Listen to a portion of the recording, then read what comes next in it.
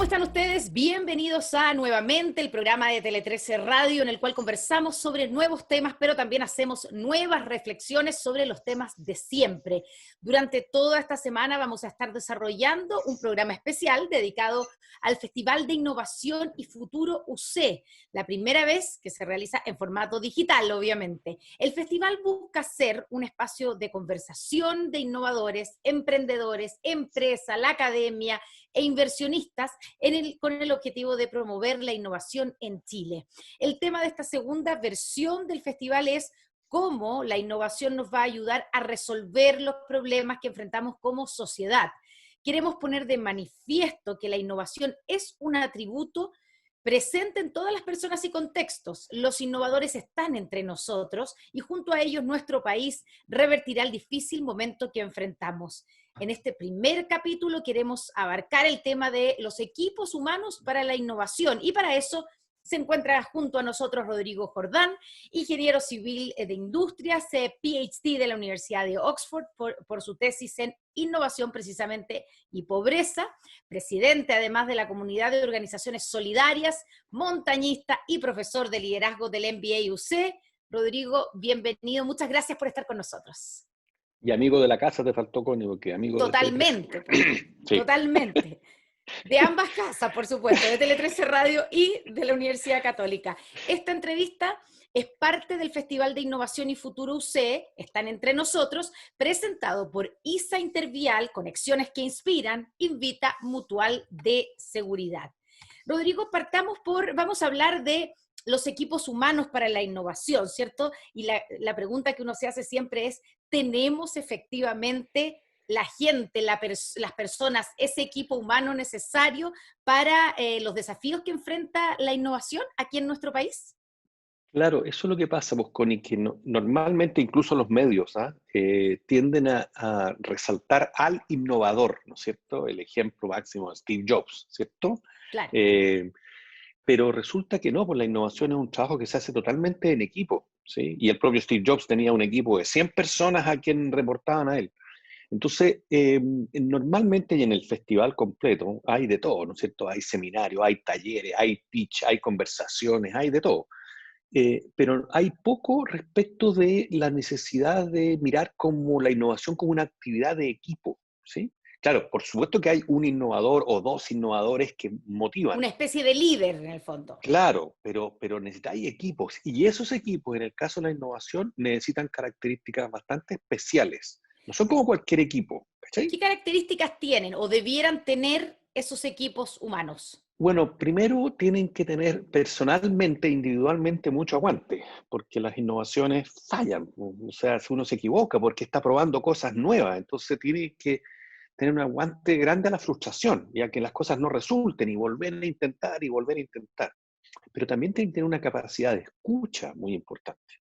Porque cuando uno tiene una idea y se le ocurre una idea, no sé, en el comedor de tu casa, después la prueba en el mercado, donde la gente y no resulta, entonces hay que escuchar a esos, llámalos como queráis, clientes, usuarios, personas, ciudadanos, lo que sea, y poder cambiar. Entonces necesitáis un equipo mucho más plano.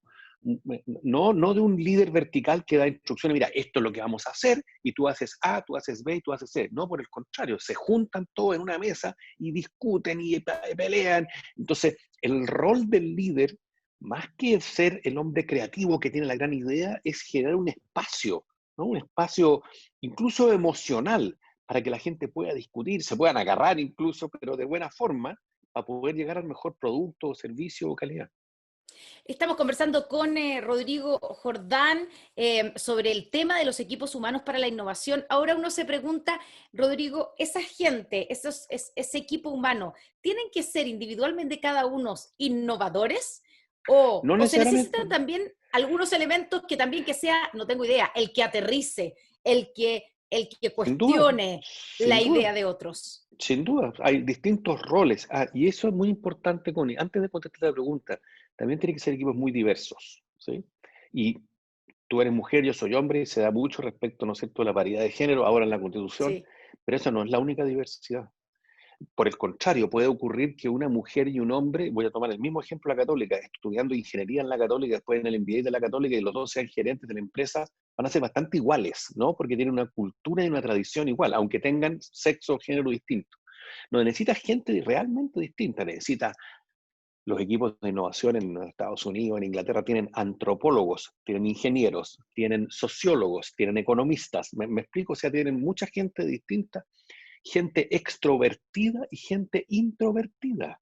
Sí, o sea, hay muchas más diversidades que las aparentes, ¿sí? Entonces, cuando tú tienes esa diversidad, unos juegan roles distintos, pero además es flexible, porque tú en una mañana puedes ser el que cuestiona, el que pone dudas, el que está poniendo todos los problemas que pueden ocurrir, y al día siguiente puede ser el optimista, el que no, esto va a resultar, etcétera. Incluso tú puedes cambiar dentro de esos roles, pero efectivamente se necesita una variedad de roles. Tiene una variedad de roles y tiene que existir una estructura en ese equipo humano. Me refiero a que de repente uno se imagina que para que se dé la innovación, para que se den las ideas, algunas de ellas locas, ¿cierto? Que algunas no resulte, etcétera. Uno se imagina de repente una cosa media, incluso como media hippie, media eh, como que incentive, ¿cierto?, la creatividad. Pero probablemente eso no llega a ninguna parte si no existe una estructura en ese y un sistema para tomar Claro, pero decisiones y para evaluar esas ideas adentro de ese equipo humano, ¿no? Claro, pero tal vez yo tengo un cierto problema con la estructura, precisamente los equipos de innovación, porque tienen que ser estructuras muy flexibles, ¿no? Claro. Tienen que existir, pero tienen que ser muy ágiles. Lo que de verdaderamente aúna al equipo, ¿no? Y que lo junta todo es por el propósito. Y eso es lo que te permite realmente apuntar a ese propósito. Pero fundamentalmente creemos que las innovadoras y los innovadores se construyen, se hacen. Hay metodologías para construir, para hacer procesos. Entonces, no tienes por qué ser innovador, te puedes hacer innovador. Ya, pero hay que tener un cierto ADN inicial, ¿o no? ¿Cuáles son esas características o esas habilidades necesarias? Porque unas son las características que tienes, ¿cierto? Y que pueden convertirte en un innovador. Y después, ¿cuáles son las habilidades necesarias para que realmente seas un innovador? Primero, saber vivir que no te moleste vivir en un ambiente un poquito desordenado, impreciso, ¿no? Hay gente que es muy casi con TOC, ¿cierto? Que yo tengo que tener todo ordenadito, etcétera. Eso es muy difícil. La innovación es, por naturaleza, un poquito desordenada, ¿sí? Tiene una ruta, tiene un proceso, tiene un camino, pero hay momentos en que hay una discusión muy grande, muy amplia, y eso hace que uno, pucha, no vea la salida, ¿no? Diga, no, Ujú. esto no sirve para nada, etcétera. Entonces, esa gente extremadamente estructurada tiene algún problema para ser innovador, salvo que, como dijimos antes, juegue el rol de poner la estrategia y la estructura, etcétera.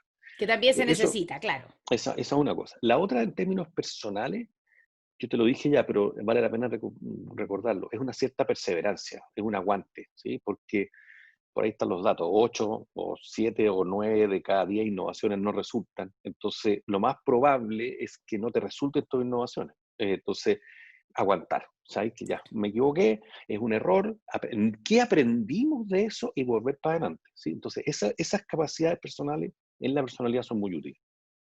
Bueno, también decíamos al comienzo, Rodrigo, que la innovación nos puede permitir, y quiero preguntarte en qué sentido tú crees que podría hacerlo, superar momentos difíciles como el que estamos enfrentando hoy día en nuestro país, ¿cierto? Las crisis, siempre se dice ese cliché casi, pero probablemente es real, las crisis pueden ser una oportunidad.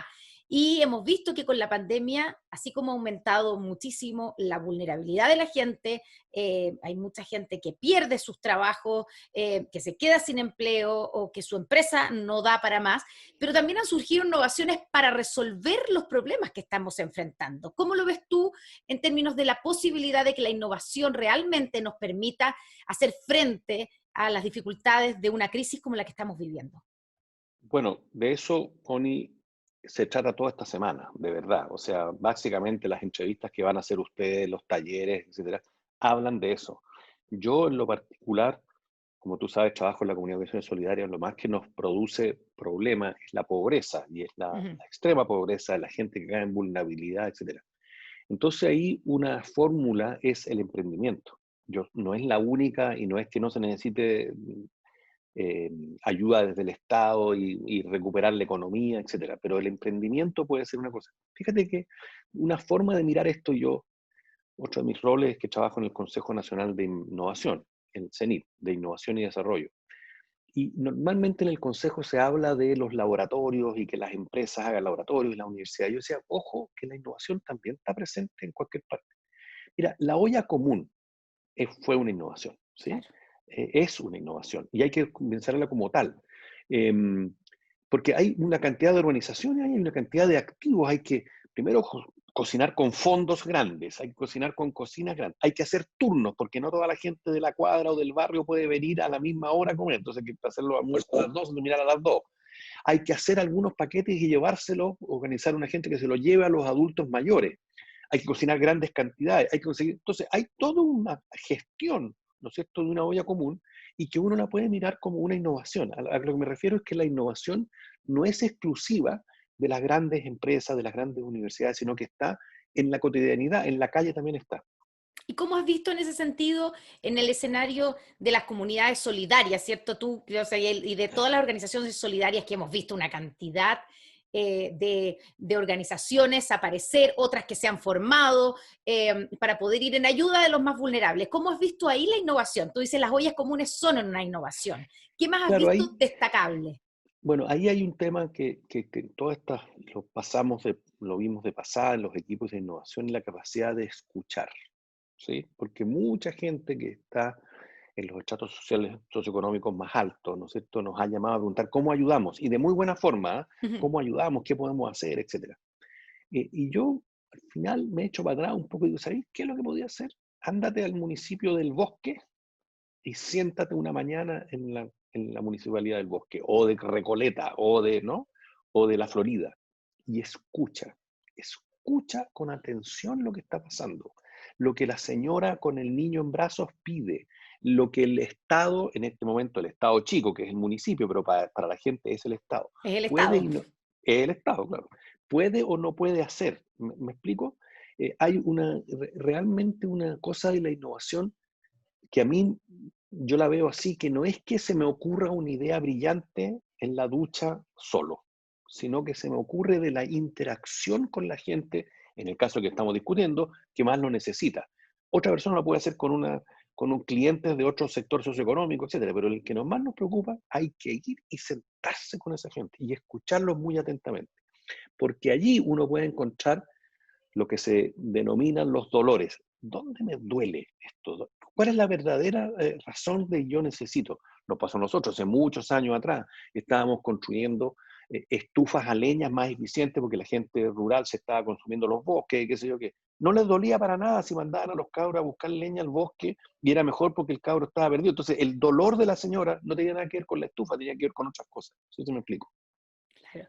¿Y qué iniciativas crees tú, Rodrigo, que se pueden destacar o que hayas visto tú que han ido en ayuda de quienes hoy lo están necesitando y que son destacables en términos de ideas nuevas o la forma en que se está haciendo que sea nuevo? Po- Innovador, me refiero. Hay muchos ejemplos, pero un ejemplo es Pasa el Balón, que es una cosa bien interesante Sí, porque se entregaron las cajas, ¿no es cierto?, de alimentos, hubo ciertas críticas, etcétera. Ojo que en una emergencia lo de las cajas, yo no lo considero malo, lo considero que solo las cajas no es suficiente, ¿sí? Porque hay que hacer otras modalidades, etcétera. Pero independiente de eso, estaban llegando las cajas y la gente no tenía combustible. claro. Y entonces una organización que se llama Pasa el Balón dijo, bueno, llevémosles balones de gas. Pero eso se hizo a través de una organización que hace juntas entonces está prometiendo alguna fiesta, ¿no? Una buena celebración cuando salgamos de la pandemia, pero por mientras junta plata para pasar el balón y se han entregado, bueno, termina la campaña el 15 de septiembre, pero se han entregado miles de balones de gas, con las compañías de gas también metidas. Entonces, la sociedad civil, la gente, el balón de gas, etcétera, funcionó muy bien. Funcionó muy Claro, bien. pero de nuevo son iniciativas, como dices tú, que tienen que ver con gente que está o ha ido a terreno o está en terreno y entiende, está mirando y Exactamente, escuchando, viendo qué es lo que hace falta. O sea, no exactamente. es esto implica de alguna manera salirse de la postura de yo sé lo que necesita el otro, de una especie de púlpito del que a veces, digamos, pecamos, y colaborar con el otro, o sea, sentirse Exactamente. casi como de igual a igual y Es, hacer una especie de campaña de colaboración, no de yo te ayudo a ti, sino que bueno, nos ayudamos. Connie, que tú eres muy recontra perceptiva, pues no tiene gracia hacer entrevistas contigo porque le pegáis demasiado a esto. El servicio país, que son estos jóvenes profesionales que salen a todo el país, nosotros tenemos que entrenarlos a ellos, porque muchos de ellos con muy buena voluntad dicen, mira, yo voy a ir, siempre pongo este ejemplo, a trabajar con los pescadores al sur de Tocopilla, los pescadores artesanales, y es inconsciente, no es una cosa, pero es una cierta arrogancia, bien inconsciente. Yo sé y el pescador no sabe. Y uno tiene que decirle, espérate. Tú sabes unas cosas, el pescador sabe o la pescadora saben otras. Y trabajando conjuntamente, ¿no es cierto?, pueden encontrar soluciones porque comparten esos saberes, ¿sí? Entonces, ándate y escucha. Y el servicio país pasa 4 años en un territorio, el primer año es puro escuchar, no propone nada, solo escucha, solo entiende cuál es el problema. Claro, para poder después diseñar la solución. Estamos conversando con Rodrigo Jordán, ingeniero civil de industrias, PhD de la Universidad de Oxford, bueno, montañista, profesor del MBA UC. Estamos hablando de los equipos humanos para la innovación y de cómo, ¿cierto?, la innovación puede ayudarnos a enfrentar la situación de precariedad, de vulnerabilidad que estamos enfrentando hoy día con la crisis económica y sanitaria. Rodrigo, la innovación es una especie y ojalá me digas que no, pero es un lujo de algunos que se pueden dar, es un lujo solo para algunos. O sea, la persona vulnerable que está sin trabajo, que tiene poca educación hoy día, en sectores donde están hacinados y todo lo que hemos hablado, puede ser innovadora, tiene posibilidades de ser innovadora y de que la innovación le permita salir de la situación de vulnerabilidad donde está. Claro, lo que pasa es que ahí ya entramos en un tema de desigualdad, porque si uno toma Banco Estado Microempresa, ¿sí?, lo que hizo fue entregar, bueno, yo no tengo los datos ahora, pero en su momento, no sé, 500.000 créditos a 500.000 personas que tenían un pequeño taller, que tenían un pequeño almacén, que tenían un taller de bicicletas, que tenían, ¿me explico? Entonces, cuando tú le das oportunidades a esos emprendedores que viven en vulnerabilidad, funciona. El mejor ejemplo de esto es una cosa que se hace en la Católica, que se llama Impulso Chileno. Impulso Chileno es un financiamiento de la familia Luxich, en donde postulan miles, pero escogen a 60 emprendedores de todo el país, de situaciones, pequeños emprendedores, no se trata de, ¿no? Y con capacitación, porque les hacen clases en la universidad, van a las mismas salas de clase, bueno, ahora en pandemia no, pero en teoría van a las mismas salas de clase que van los alumnos de MBA, con los mismos profesores, les entregan un capital semilla, los ayudan a evaluar su negocio, los ayudan a buscar sus usuarios, a encontrar soluciones, y es un éxito brutal.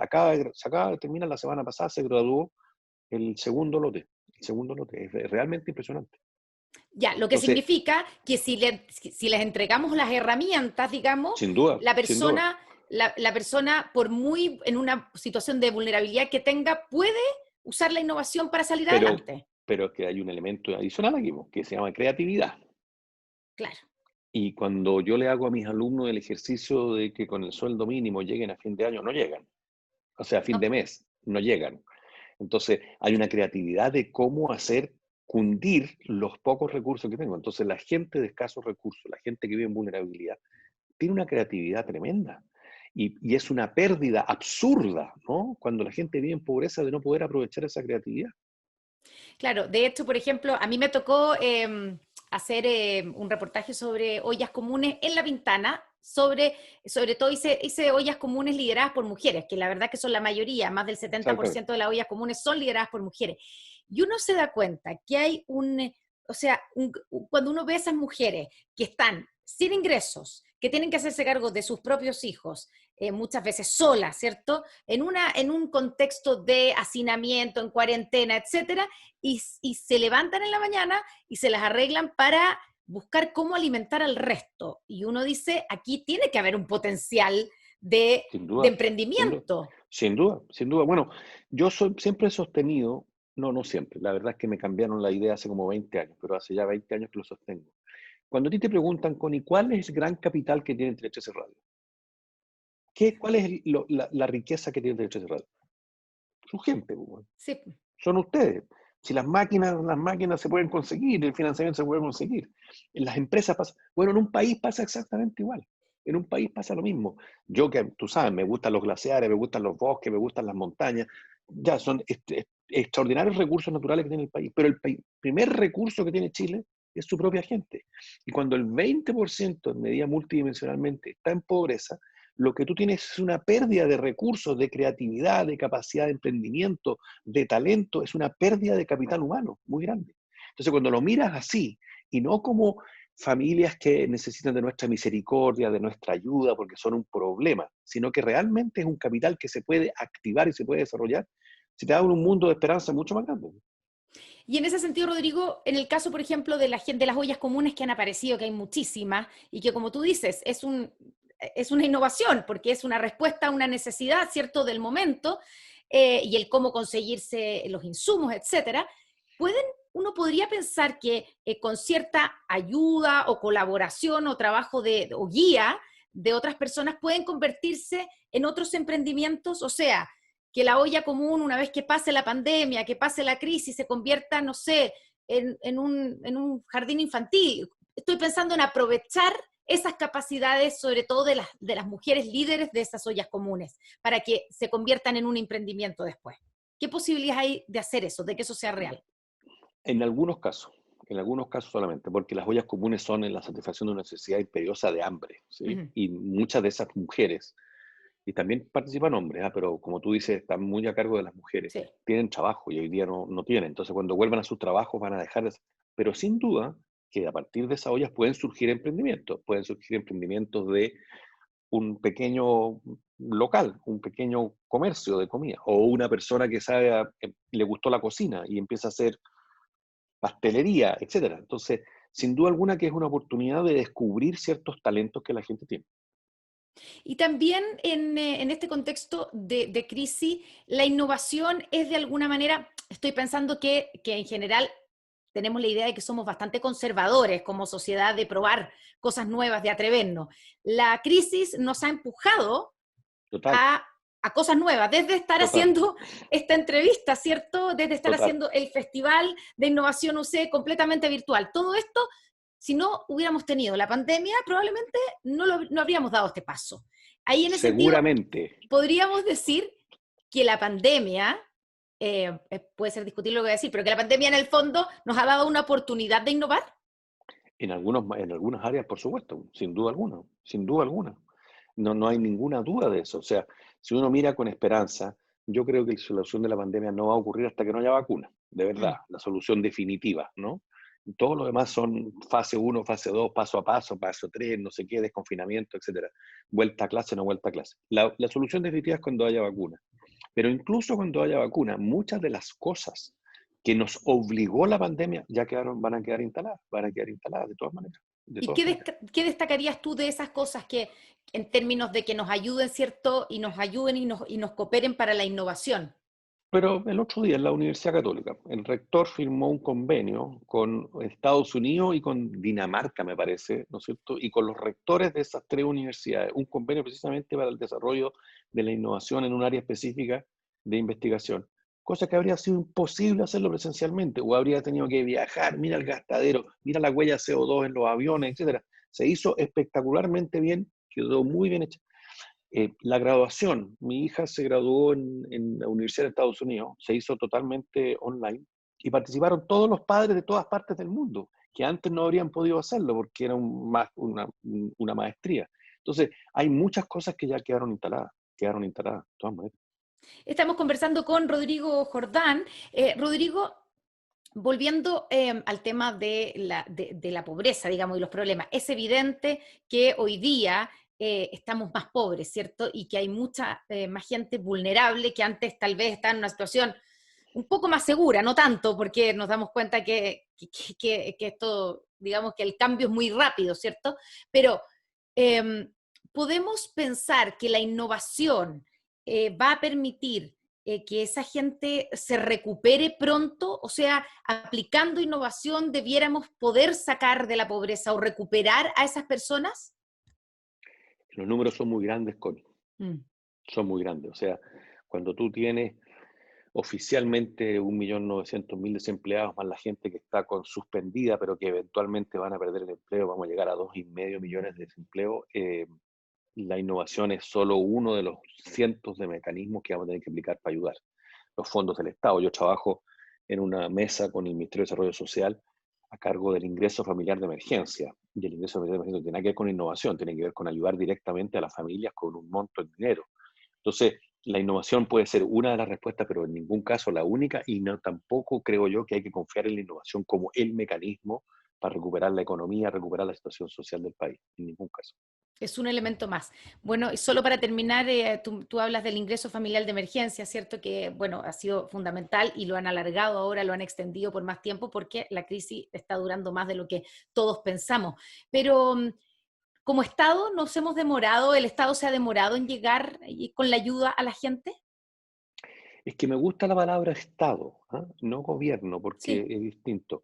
El Estado tiene muy poca capacidad, tiene muy poca agilidad, tiene muy poca flexibilidad, sumado a ciertas cosas políticas y ciertos temas de acciones, pero tiene poca agilidad. Está compartimentalizado, entonces hay un problema en vivienda, hay un problema en salud, hay un problema en el Ministerio de la Mujer, me explico, pero la persona que vive esos problemas no los vive todos juntos, ¿no? Entonces, por eso es que nosotros hemos apoyado mucho a los municipios. Y en esta mesa de desarrollo social están representados los alcaldes de las 3 asociaciones de municipios, porque, como decíamos anteriormente, el Estado para la gente es más bien el municipio. Ujú. Y en ese municipio es donde se pueden resolver muchos de estos problemas, cambiando reglamentos, instrucciones, etc. Pero, pero el Estado es muy lento, es extremadamente lento en la respuesta. Rodrigo Jordán, te queremos agradecer por esta conversación que además abre, ¿cierto?, este ciclo de programas del Festival de Innovación y Futuro de la Universidad Católica. Muchas gracias, muy iluminadora además, y mucha suerte durante toda esta semana. Les queremos agradecer también a ustedes por habernos acompañado a través de esta transmisión, tanto por Tele 13 Radio en la 103.3, como también por este al circuito online que hemos tenido virtual, ¿cierto?, de la Universidad Católica. Muchas gracias, Rodrigo. Gracias, Constanza, que les vaya muy bien, nos Bueno, les vemos. queremos recordar que esta entrevista es parte del Festival de Innovación y Futuro de la Universidad Católica. Están entre nosotros, presentado por ISA Intervial, conexiones que inspiran, invita, Mutual de Seguridad. Y termina este primer día del ciclo especial de Nuevamente, dedicado al Festival de Innovación y Futuro de la Universidad Católica. Nos encontramos mañana para seguir conversando con distintos actores que están generando cosas nuevas, que están innovando desde sus áreas. Muy buenas noches.